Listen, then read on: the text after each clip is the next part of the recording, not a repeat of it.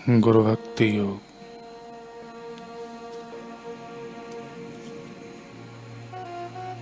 शिष्य को भगवान अथवा गुरु के प्रति संपूर्ण, अखंड और संकोच रहित होकर आत्मसमर्पण करना चाहिए।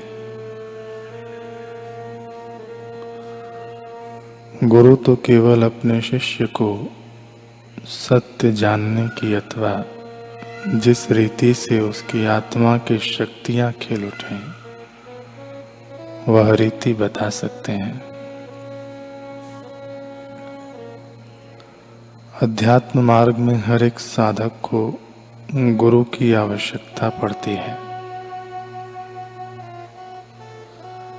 केवल गुरु ही वास्तविक जीवन का अर्थ एवं उसका रहस्य प्रकट कर सकते हैं तथा प्रभु के साक्षात्कार का मार्ग दिखा सकते हैं।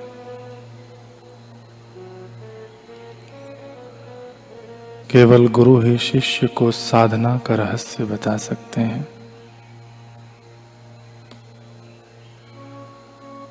जिन्होंने प्रभु का साक्षात्कार किया है वे ही आदर्श गुरु हैं। ऐसे गुरु मन, वचन और कर्म से पवित्र हैं। ऐसे गुरु अपने मन एवं इंद्रियों पर प्रभुत्व रखते हैं। वे सब शास्त्रों का रहस्य समझते हैं। वे सरल, दयालु, सत्यप्रिय एवं आत्मरामी होते हैं। शिष्य के हृदय के अंतस्थल में सुषुप्त दैवी शक्ति को गुरु जागृत कर सकते हैं।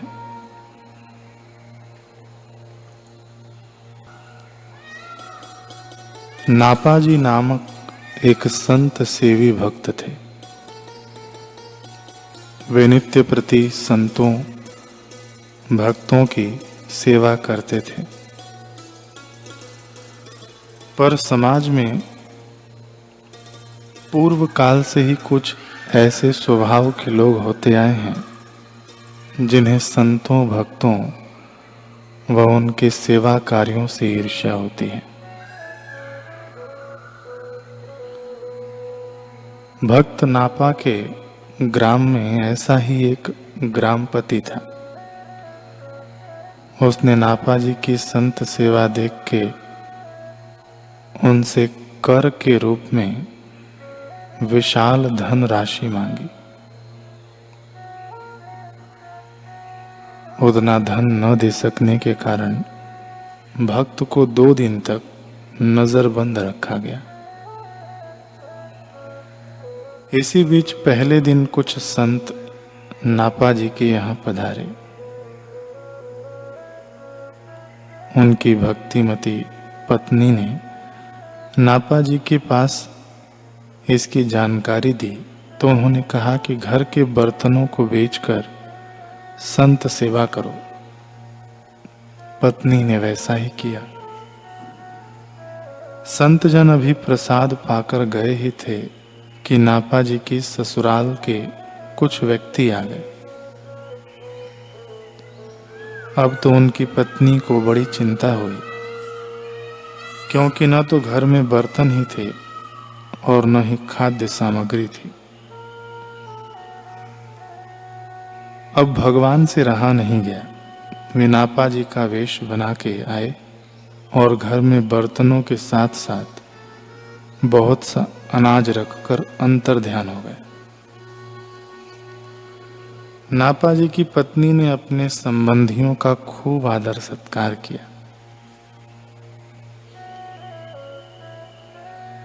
दूसरे दिन जब भक्त नापा लौटे तो पत्नी से अनाज की राशि एवं बर्तनों के बारे में पूछा। पत्नी ने कहा कि आप ही तो कल दे गए थे।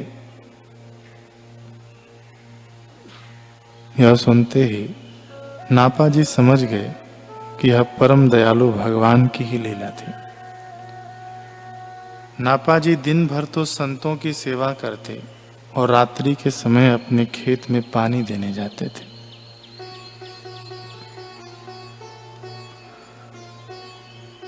रात में अंधेरा होने के कारण पानी खेत में न जाकर बाहर निकल जाता और उनको मालूम भी न पड़ता। भक्त की इस समस्या को देखकर भगवान स्वयं रात के समय नापा जी के पुत्र के वेश में आके खेत सींचने लगे। नापा जी ने जब यह देखा तो उन्होंने अपने पुत्र को रात में खेत पर जाने से मना कर दिया, किंतु इसके बावजूद खेतों में पानी दिया हुआ देख नापा जी को बड़ा आश्चर्य हुआ। एक रात को वे उठे और अपने पुत्र के कमरे में जाकर देखा तो वह वहां सो रहा था। फिर नापा जी खेत पर गए जहां उन्होंने पुत्र को सिंचाई करते हुए देखा।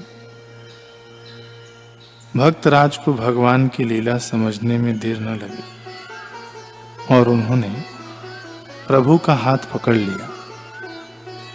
प्रभु ने अनेक बहाने बनाए कि मैं भगवान नहीं हूं, किंतु नापा जी नहीं माने। अंत में भगवान को अपना रूप प्रकट करना पड़ा। भगवान ने भक्त नापा जी के सिर पर अपना वरद हस्त रखा और कहा, तुम नित्य प्रति हमारे संतों भक्तों की सेवा करते हो और मैं तुम्हारी सेवा करता हूं। इसमें तुम ही बताओ कि मैं तुम्हारे ऊपर क्या उपकार कर रहा हूं। भगवान की इस प्रेम भरी मधुमय वाणी को सुनकर भक्त की आंखों से आंसू बरस पड़े। प्रभु के नयन भी छलछलाए। उन्होंने प्रेमावेश में आकर अपने भक्त को हृदय से लगा लिया।